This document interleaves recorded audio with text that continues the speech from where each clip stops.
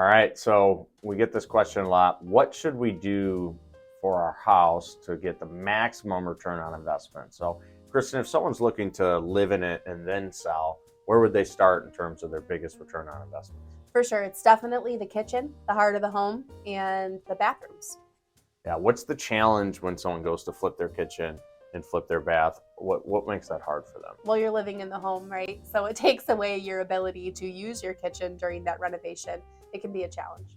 Yeah, so if someone's looking to sell their house and you have the financial ability to move into your next one first and then still maintain your house in the past, having dual payments like that, then of course flipping your kitchen, flipping your bath into today's kind of trendy things that people are looking for, you're going to really get a good value on that.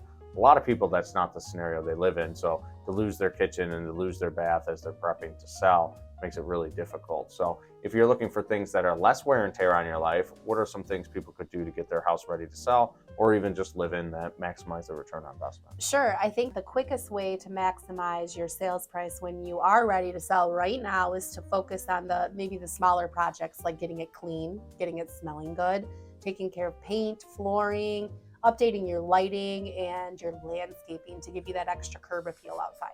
Yeah, I think people underestimate how big of a deal it is for buyers for cleanliness, right? Something might be dated and it might be a little bit old, but if it's clean, it really feels a lot better to the property and you can get more offers. When someone looks at an inspection report and they see a furnace filter just caked with garbage, they instantly think what?